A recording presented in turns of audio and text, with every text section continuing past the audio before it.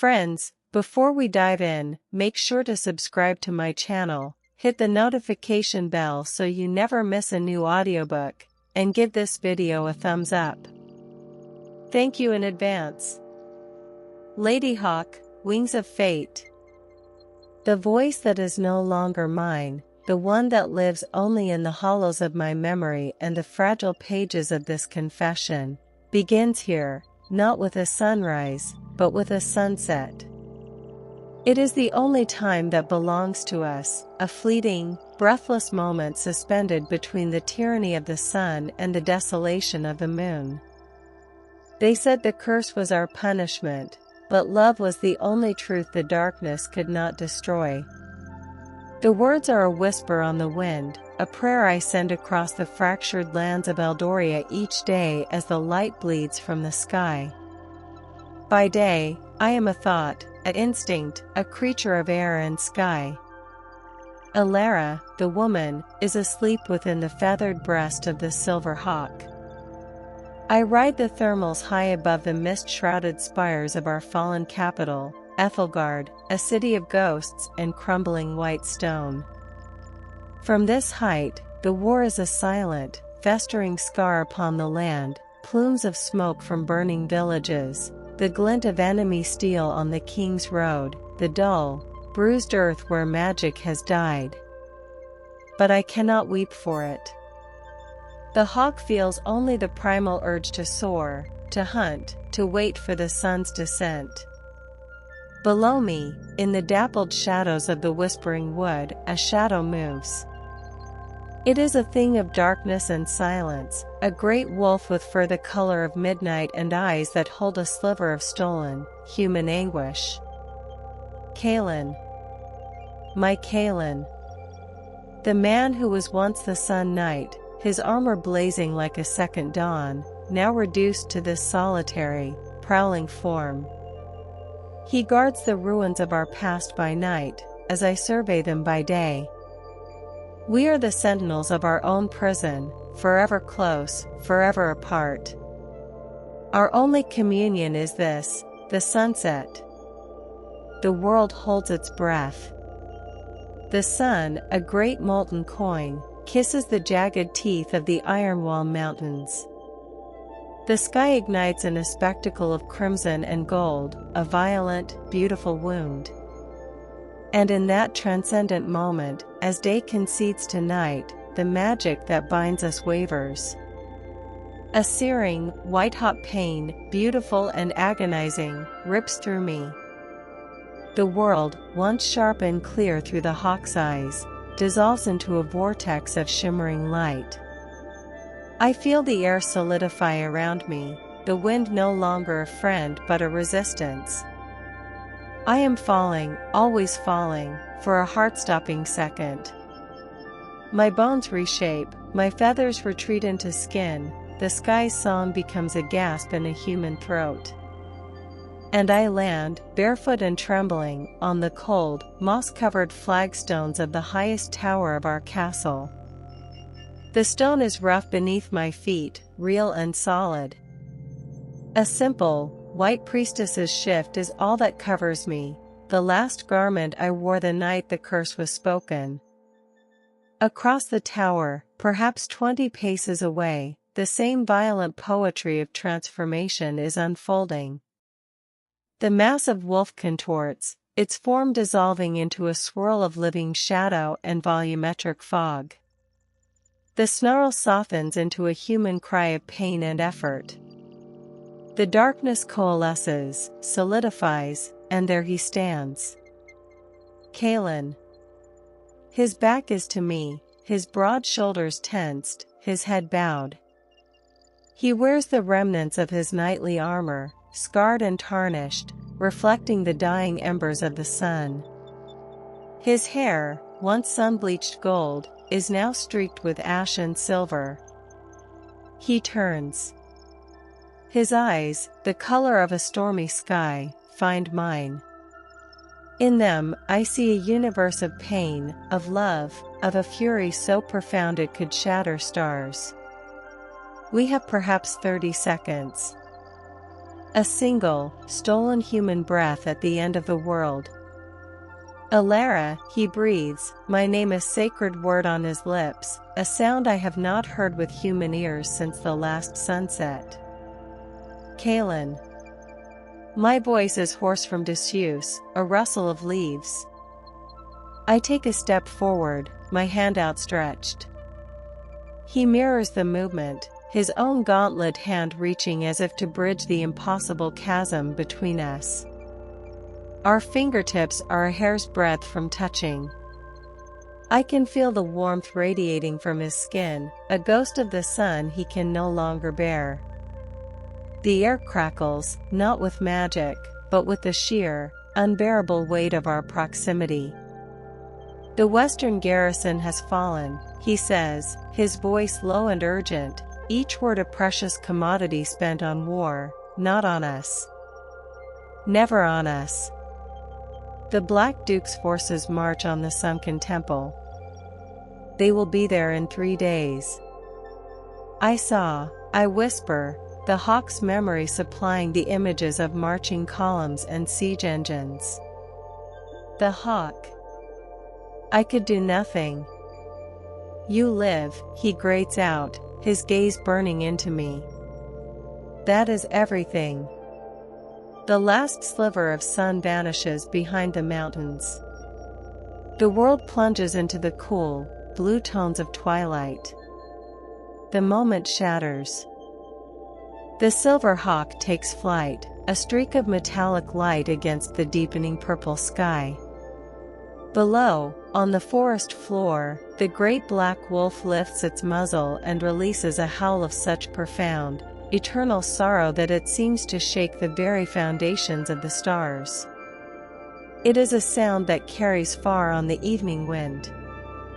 A sound that, on this night, is heard by 2 very different souls, whose destinies are about to become irrevocably tangled with ours. In the shadow of Ethelgard's ruined gates, a young thief named Arin freezes, a stolen loaf of bread forgotten in his hand. He looks up, his sharp, clever eyes wide with a superstitious fear he thought he'd long outgrown. The hell speaks of a loss so vast it dwarfs his own petty struggles for survival. And high in a hidden grove, where ancient runestones glow with a soft, verdant light, a young woman with hair the color of flame and eyes full of storm seas pauses her stirring of a bubbling cauldron. Lys, last apprentice of the Cloudspire coven, listens to the wolf's lament. She does not hear just an animal. She hears the echo of a spell, a complex, cruel weave of light and shadow magic that should never have been possible. A puzzle. A blasphemy. She looks down at the glowing runes in her grimoire, then up at the first stars pricking the sky, and a dangerous, thrilling thought takes root in her mind. Some curses, no matter how ancient, are meant to be broken. The hell clung to Arin like a shroud as he slipped through the corpse gate of Ethelgard, a narrow fissure in the cyclopean wall known only to rats, ghosts, and those who preferred their lives unseen. The sound had been a physical thing, a vibration in the marrow of his bones, speaking of a hunger that had nothing to do with an empty belly. It was a hunger of the soul, and it left him feeling more exposed than the pale moonlight glinting off the puddles in the cobblestone alley. He was a creature of the city's underbelly, a master of shadows and misdirection. His world was one of tangible problems, a lock to be picked, a guard's patrol route to be memorized, a merchant's purse to be lifted. The sorrow of a mythical beast had no place in his carefully curated reality. Yet, it had found him. He moved through the graveyard district, a labyrinth of leaning, half-timbered houses and collapsed manors where the desperate and the forgotten eked out an existence. The air was thick with the smell of damp rot and wood smoke. From a hidden pocket sewn into his threadbare tunic, he pulled the loaf of bread, its warmth a small, defiant comfort. It was for Old Man Hemlock, the one-time royal cartographer whose mind was now a fading map of a kingdom that no longer existed, but who had, in a moment of clarity, taught Arin how to read the stars. Even thieves had their codes. As he navigated the familiar maze, his eyes, sharpened by a life of spotting opportunity and threat, caught an anomaly. A light, not the warm, oily glow of a tallow candle, but a cool, shifting, silver-blue radiance, spilled from the crack beneath a sagging doorway, the entrance to the abandoned scriptorium. Curiosity, a dangerous luxury in his line of work, pricked at him. Abandoning his original course, he melted into the deeper shadows and approached. Through a warped slat of wood, he peered inside. His breath hitched. The interior was a cathedral of neglect, filled with the skeletal remains of writing desks. But in the center of the room, the air shimmered. Hovering in the middle of the dusty space was a tear. A vertical seam of reality, rippling like heat haze over a forge, pulsing with that same silver-blue light. And through it, he saw not the opposite wall, but a vision of breathtaking clarity, a silver hawk, majestic and fierce, perched on the stone head of a forgotten king, preening a feather with an almost human fastidiousness. The image was drenched in the golden light of late afternoon. Then, the vision wavered. The hawk shuddered, and in a breathtaking, terrifying cascade of light, its form dissolved. Feathers retracted, the small, fierce head reshaped, and where the bird had been, a woman now stood, stumbling as her bare feet met the cold stone. She was radiant, her hair a cascade of moonlight, her face a sculpture of sorrow and ethereal beauty, clad in a simple white shift. She was looking at something, or someone, just beyond the edge of the magical window, her hand outstretched in a gesture of desperate longing. Arin's heart hammered against his ribs. This was no tavern tale. This was real. The priestess and the hawk. One of the two cursed lovers of the old legend. He was witnessing a fragment of their torment. The vision lasted only a moment longer. As the sun in that other place dipped below its horizon, the woman's form was violently pulled back into the shape of the hawk, which let out a silent, piercing cry before the magical window itself snapped shut, plunging the scriptorium back into stagnant darkness. Arin stood frozen, the image of the transforming woman seared into his mind. He had spent his life taking things, but he had just been given a secret of immeasurable weight. A secret that felt, for the first time, too heavy to carry alone. High above the city, in a grove hidden by more than just geography, Lys felt the magical disturbance like a plucked harp string against her skin. She dropped the bundle of wolfsbane she was sorting, her head snapping up. The air in her sanctuary, a circle of standing stones draped in moss and ivy, thrummed with a familiar, agonizing energy. The curse. It had flickered, its magical signature flaring for a brief moment somewhere in the city below. She rushed to a wide, shallow basin of obsidian filled with rainwater. Whispering a charm of revelation, she passed her hand over the water's surface. The scrying pool clouded, then cleared, but not to show her the source of the flare. Instead, it showed her a face. A young man, lean and sharp-featured, with eyes that had seen too much, staring into the darkness with an expression of stunned revelation. He was a thief. She could see the telltale signs in the way he held himself, ready to flee. But his eyes held the look of someone who had just seen a miracle. So, Lys murmured to herself, a spark of excitement igniting within her.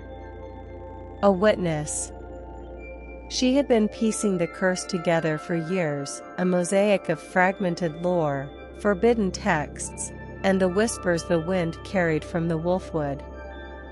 She knew its architects, a cabal of light witches, jealous of the priestess Elara's pure connection to the dawn, and a shadow mage, bitter over Knight Kaelen's rejection.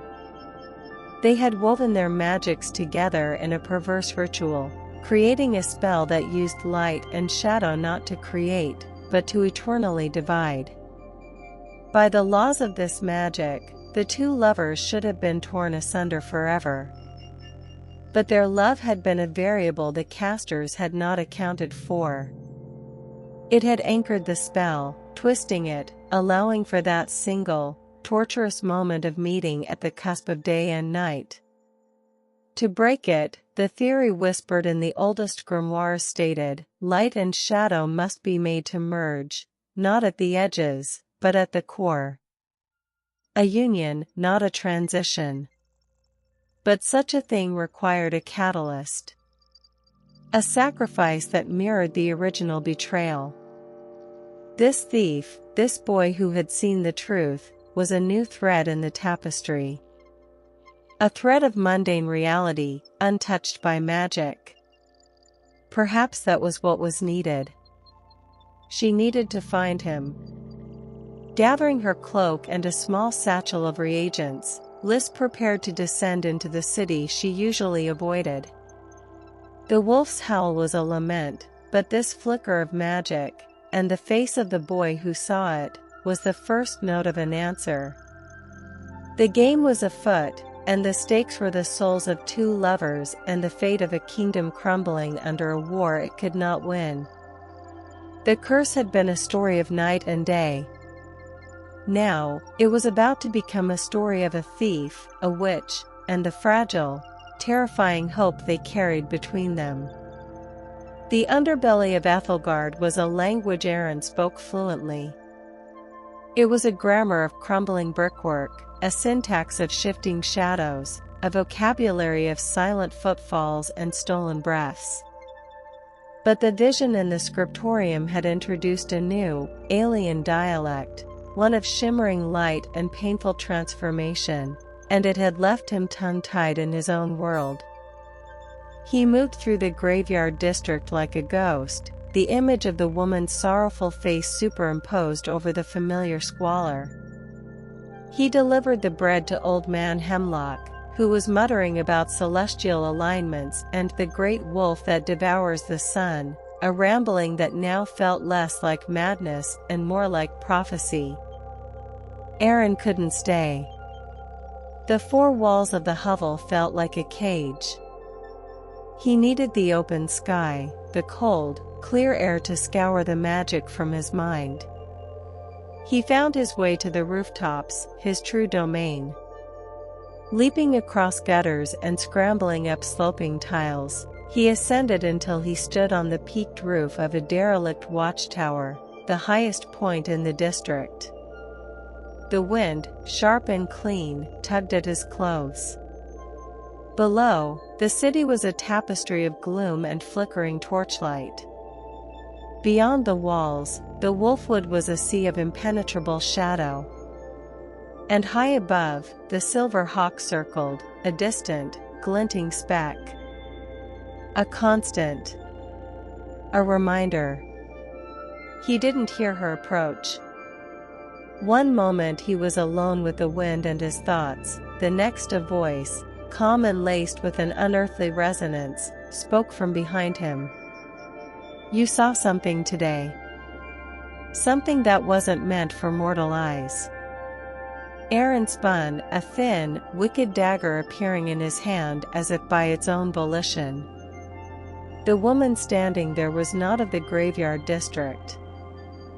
She stood with an unnerving stillness, a cloak of deep green wool draped over her shoulders, but it was her eyes that held him, a piercing, storm gray that seemed to see the lingering silver-blue magic still clinging to him. Her hair was the color of banked fire, and the air around her smelled of ozone, damp earth, and something else, something like lightning given form. "Who are you?" he snarled, his voice tighter than he intended. "A friend of the city watch? Here to collect the bounty on my head?" He took a step back, gauging the distance to the roof's edge. A faint, almost imperceptible smile touched her lips. "The watch concerns itself with the crimes of men. What you witnessed transcends their jurisdiction. My name is Lys. And you have stumbled into a story much older and more dangerous than any of your escapades." She took a step forward, not threatening, but deliberate. Her gaze was fixed on him, analytical. The scriptorium. A temporal echo. A flaw in the curse's fabric, bleeding through. "You saw her, didn't you?" The transformation. Arin's grip on the dagger tightened. Denial was his first, most practiced instinct. But the memory was too vivid, too terrifyingly real. He gave a short, sharp nod. "A legend. A fireside tale to frighten children." "All legends have a kernel of truth," Lys replied, her voice dropping. "And this one is a festering wound in the heart of Eldoria. The knight and the priestess. Cursed to never share their own skin. He is the black wolf of the wood, she is the silver hawk of the sky. Their love sustains the curse as much as it defies it." "What's that to me?" Arin shot back, the thief's pragmatism reasserting itself. "I've got my own problems. The Black Duke's army, for one. Empty pockets, for another. The tragic love affair of two ghosts isn't my concern." "It should be," Lys said, her tone sharpening. "The war, the blight on the land, the despair that clings to these stones, it's all connected. The curse is a crack in the world, and the darkness is pouring through. Break the curse, and you begin to mend the kingdom." Arin let out a harsh laugh. "Break it? You're a witch, I assume. If you could break it, you would have." "Some locks require 2 keys," she said, her eyes boring into his. "The curse is a weave of light and shadow magic. My power, it is of the earth, of storm and root. I can see the weave, I can understand its knots, but I cannot touch its core. It requires something neutral. Something untouched by the grand magics. A deft hand. A thief's hand." The audacity of it left him speechless. She was looking at him not as a person, but as a tool. A lockpick for a celestial prison. "You're mad," he stated, turning to leave. "Find another fool." "They are suffering," Lys said, and for the first time a raw, human emotion broke through her composed facade. "Every sunset, every sunrise, it is a little death. A torment without end." "You saw her face. Was that the face of someone at peace?" Arin froze, his back to her.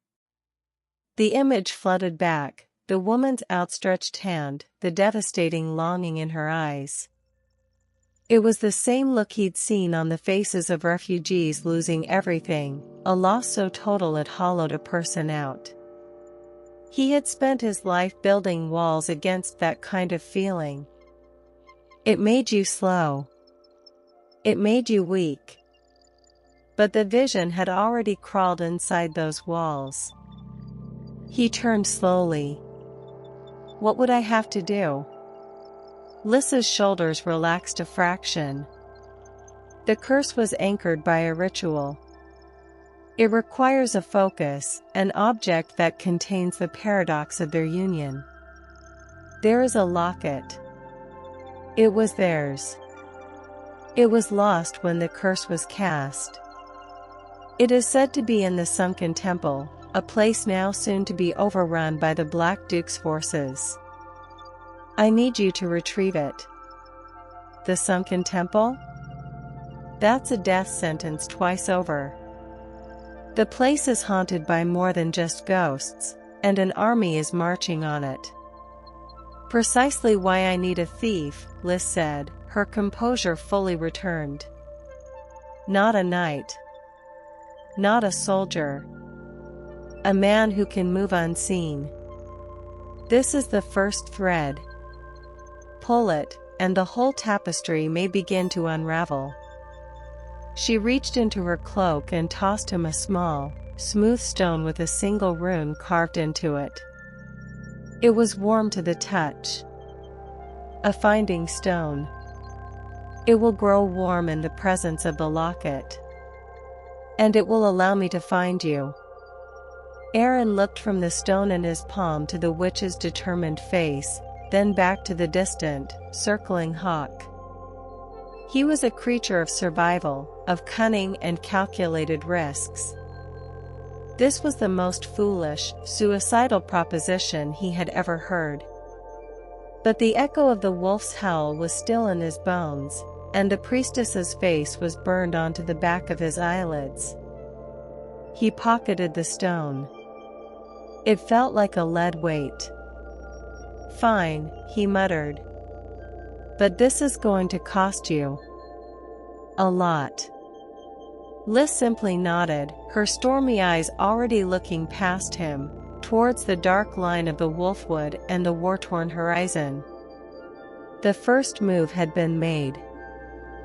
The thief was in the game. The journey to the sunken temple was a descent into a different kind of curse. Where the affliction of the knight and priestess was one of tragic, poetic beauty, the blight upon the land was a vulgar, festering wound. The forests Arin slipped through were sickly, their leaves spotted with black rot, their branches skeletal against a gray sky.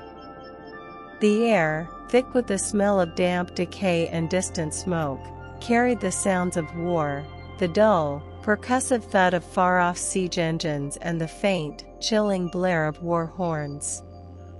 Lys's finding stone was a persistent, warm heartbeat against his chest, a constant reminder of the insanity to which he had agreed. He traveled by night, using the skills honed over a lifetime of evasion. He was a shadow among shadows, a whisper in the grass. The witch's words echoed in his mind. A thief's hand. He was to pick the lock on a legend. The sunken temple was not so much a building as a geological sorrow.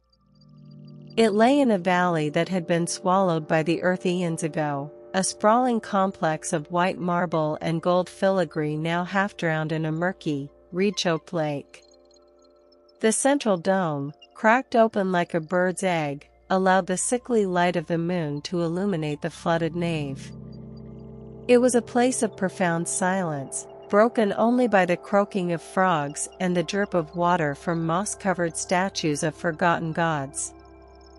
The Black Duke's advance scouts were already there.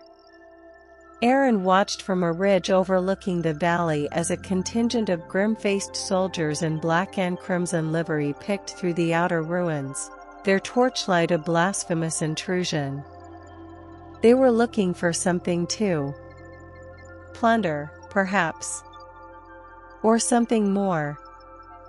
He waited until the moon was at its zenith and the scouts had withdrawn to their camp on the valley's rim.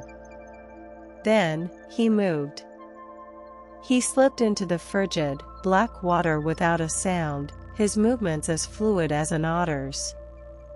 The finding stone pulsed against his skin, a guiding star in the oppressive darkness.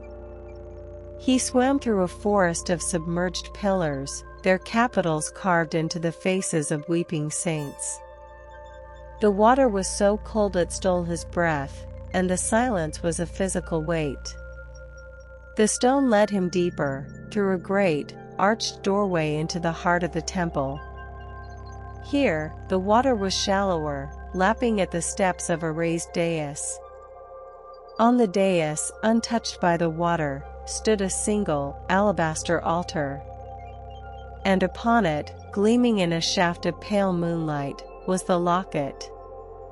It was simple, beautiful, and radiated a palpable aura of old magic. It was a disc of polished moonstone, framed in a weave of sun-gold and shadow-forged obsidian, the two metals intertwined in an eternal, impossible embrace. It was light and shadow made tangible. Arin's breath caught. This was it. The anchor. The paradox. He crept forward, his senses screaming.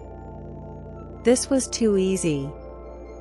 As his fingers hovered inches from the cool moonstone, a voice, dry as dust and ancient as the stones around them, slithered from the shadows. It calls to you, does it not? The echo of a love that defied the gods. Arin spun, dagger in hand. From behind a pillar emerged a figure shrouded in tattered gray robes, his face hidden deep within a hood. He moved with a languid, unsettling grace, and the air around him grew cold. A wraith. A keeper of places of power, bound to protect them from the unworthy. I'm just passing through, Arin said, his voice steady despite the frantic hammering of his heart. Thieves do not pass through, the wraith hissed. They take. But this is not a trinket for the likes of you. It is a memory. A sorrow. To take it is to make its sorrow your own.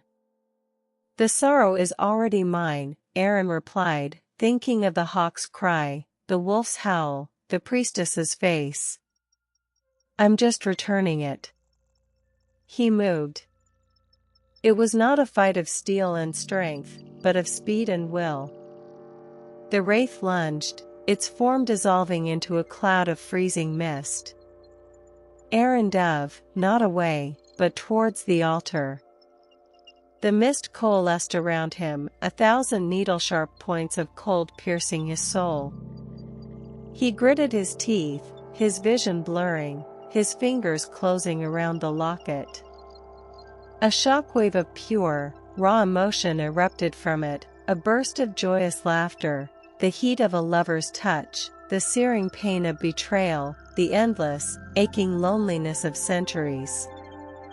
It was a storm of memory that threatened to shatter his mind. With a final, desperate heave, he ripped the locket from the altar and scrambled back into the water. The wraith let out a shriek of fury that seemed to crack the very air, but its form flickered, bound to the sanctified ground of the dais. Arin didn't look back. He swam, the locket clutched in his frozen fist, the memories of a dead love burning like a brand in his mind. He emerged from the temple gasping, not from the cold, but from the emotional onslaught. He had the key. The first thread had been pulled. As he vanished back into the night, the finding stone in his pocket flared with a sudden, urgent heat. Lys knew. She knew he had succeeded. High in her grove, Lys felt the surge through the stone's twin, which lay on her scrying table. A triumphant smile, sharp and fierce, touched her lips. She looked towards the east, where the first hint of gray was lightening the horizon. Soon, the hawk would take flight. And the wolf would retreat to his den of shadows. But now, they had a chance. A fragile, stolen chance, bought with the courage of a thief who had touched a sorrow he could never fully understand. The game was advancing. The next move would be hers. The locket was a live coal in Arin's palm, burning with the ghost heat of a love it could no longer contain. He did not return to Ethelgard. The finding stone guided him, a pulsing, insistent star leading him not to the city, but up into the treacherous, wind-scoured foothills of the Ironwall Mountains, to Lys's hidden grove. He found her standing in the center of the stone circle, her back to him, her arms raised to the heavens as the first light of dawn painted the peaks in rose and gold. The air hummed with power. Volumetric fog, thick and luminous, coiled around the standing stones, and tiny motes of light, embers of pure magic, drifted like fireflies. "You have it," she said, without turning. It was not a question. Arin wordlessly held out the locket. The moment it left his hand, the grove seemed to sigh. The drifting motes of light swirled towards it, while the shadows between the stones deepened, stretching like living things. The object itself seemed to drink in the ambient magic, the moonstone core glowing with a soft, internal radiance. Lys finally turned, her stormy eyes wide with reverence and fierce intellect. She took the locket from him, her fingers not touching the metal, but cradling it in a cushion of shimmering air. The union of sungold and obsidian. The paradox made manifest. The casters of the curse were brilliant, in their own hateful way. They did not just separate them, they made their love the very engine of their torment. She placed the locket gently on a flat, rune-carved stone at the center of the circle, her makeshift altar. Around it, she began to arrange other components, a vial of water that shone with captured starlight, a feather that was not from any earthly bird, but a plume of solidified dawn mist, and a single, jet-black wolf's hair she had gathered from a thorn bush at the edge of the wolfwood. "The ritual to break it cannot be one of brute force," she murmured, more to herself than to Arin. "It must be one of resonance. A sympathetic magic. We must replay the original casting, but rewrite its ending. For light and shadow to merge at the core, the catalyst cannot be jealousy, but sacrifice. A willing surrender." Arin watched, his thief's mind struggling to categorize the uncategorizable. This was a heist on the fabric of reality itself. What kind of sacrifice? Lys looked up, her gaze profound and unsettling. The original ritual required a sacrifice of love, the betrayal that fueled it. To undo it, it requires a sacrifice of self. Not a life, necessarily, but an identity. A relinquishing of what one is. She turned her attention back to the locket, her hands moving over it, tracing patterns in the air. Glowing runes, echoes of the ones on the altar stone, flared to life in the space above the locket, rotating slowly. The locket is the focus. But it is empty. It needs to be filled. Not with their old love, but with their enduring will. A new memory to overwrite the old. She closed her eyes, her brow furrowed in concentration. At the moment of sunset, when the transformations are at their most volatile, the magic is at its thinnest. The locket, charged with a spell of union, must be with them. It must touch them both, in that fleeting human moment. It will act as a conduit, a bridge. But to hold the bridge open, that will require an immense surge of power. A storm of magic to tear the cursed weave apart. As she spoke, the scrying pool nearby rippled. The image of the silver hawk flickered within it, soaring over Ethelgard.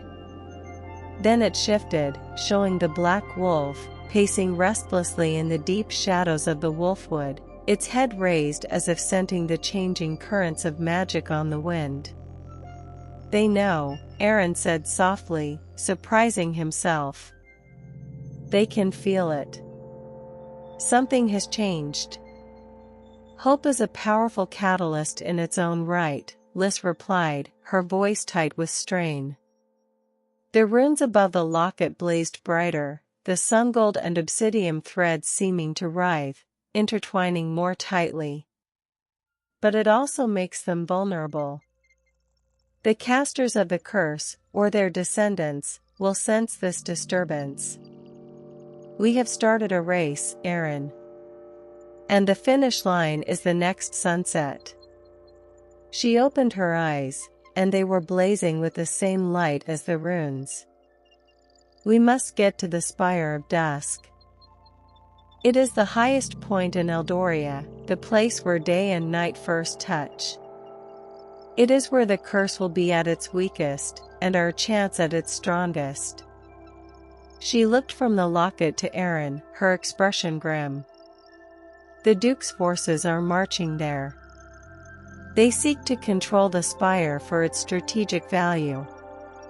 They do not know they are marching towards the epicenter of a magical cataclysm. Arin stared at the glowing locket, at the witch whose ambition was as terrifying as it was beautiful, and thought of the two lovers trapped in their endless, daily death. He had stolen a memory. Now, he was part of a plan to rewrite destiny itself. The weight of it was immense. He met Lys's gaze and gave a single, resolute nod. The thief, the witch, the locket. They were all pieces on the board now, moving towards the final, desperate play. The next sunset would not just be a transition. It would be a reckoning. The Spire of Dusk was a needle of black obsidian piercing the heavens, a natural monument that stood at the convergence of ley lines, where the winds of day and night collided. To reach its summit was to stand at the edge of the world. Today, it was also to stand at the edge of a battle. The Black Duke's banners, a crimson raven on a field of black, flew from makeshift fortifications at the spire's base. The air thrummed not with magic, but with the grim industry of war, the shouts of officers, the clang of hammers on siege engines, the chilling rasp of whetstones on steel. They were preparing for a final, decisive push into the heart of Eldoria, oblivious that the true war was about to be fought in the sky above them. Arin and Lys watched from a concealed ledge high on the spire's flank. The climb had been a harrowing ordeal of sheer rock and treacherous winds. The locket, now secured in a leather pouch around Lys's neck, pulsed with a rhythm that matched Arin's racing heart. The sun was a bleeding wound on the horizon, painting the battlefield below in hues of fire and bronze. "It must be now," Lys whispered, her face pale but etched with determination. "The moment the lower rim of the sun touches the mountains. That is our window." She pulled the locket out. It was no longer inert, it was a miniature star, the moonstone core blazing, the intertwined metals of gold and obsidian glowing as if fresh from the forge. She began to chant, her voice a low, resonant counterpoint to the war drums below. The runes from her grove materialized in the air around her, a complex, rotating shield of incandescent light. Arin's role was simpler, more brutal. To protect her. He stood with his back to her, his stolen sword feeling alien and heavy in his hand, his eyes scanning the rocky approach for any soldiers who might breach their defenses. High above, a familiar silver cry pierced the sky. The hawk was there, circling the spire's peak, her flight erratic, charged with a desperate anticipation. And from the deep shadows at the spire's root, a low, resonant growl answered. The wolf had come. The sun began its final, rapid descent. "Now, Arin! Now!" Lys cried, her voice cracking with strain. A squad of Duke's soldiers, having spotted the unnatural light, scrambled onto the ledge. Arin met them with the frantic, untrained fury of a cornered animal. It was not a duel of skill, but a chaotic, brutal scramble of parry and thrust, of shoving men off the ledge into the abyss below. He fought for every inch of ground, for the witch behind him, for the lovers he had only ever seen as echoes. The world held its breath. The sun kissed the mountain tops. On the highest pinnacle of the spire, the air shattered. The silver hawk plummeted, a falling star wreathed in agonizing, beautiful light. Its form dissolved, feathers melting into the shimmering outline of a woman. Elara landed on the stone, her white shift glowing in the twilight, her face turned not towards Kaelen, but towards Lys and the blazing locket. She understood. Simultaneously, the great black wolf surged from the shadows, its form unraveling into a vortex of darkness and volumetric fog. From the chaos, Kaelen emerged, his armor reflecting the last bloody rays of the sun, his hand outstretched towards Elara. They were 20 paces apart. The moment was upon them. The locket. Elara cried, her voice the clear, pure note of a bell after a lifetime of silence. Lys threw it. Not towards Elara, but into the space between the two lovers. It hung in the air, a tiny, captured supernova. And in that frozen shard of time, Kaelen and Elara did not run towards each other. They looked at one another, a final, eternal glance that held centuries of love and loss. And then, as one, they turned and lunged for the locket. Their hands touched its glowing surface at the same instant. The universe broke. A silent shockwave of pure energy erupted from the spire. It was not destruction, but creation. Light and shadow did not clash, they merged, swirling into a magnificent, stormy gray, a color that had never existed before. The runes around Lys exploded into a canopy of blinding light. The very fabric of the curse, a tapestry of hatred woven with threads of love, unraveled. But the magic demanded its sacrifice. Kaelen and Elara cried out, not in pain, but in release. Their forms began to glow, to become translucent. They were not being transformed back into beast and bird, they were transcending. The magic that had bound them for so long, now broken, was consuming the vessels it had corrupted. No! Arin screamed, his fight forgotten. Elara turned her head, her eyes finding his. There was no sorrow in them. Only peace. An immense, boundless peace. Thank you, she whispered, her voice echoing in all their minds. Their human forms dissolved completely, not into nothingness, but into two pure essences, one of brilliant, silver light, one of deep, comforting shadow. They swirled around the still hovering locket once, twice, a final, loving dance. Then, they ascended. The silver light shot into the sky, resolving into the form of the white hawk, but now it was a creature of pure spirit, its wings trailing stardust. The shadow flowed into the form of the black wolf, no longer a creature of, but a guardian of the deep places, its howl a song of protection, not sorrow.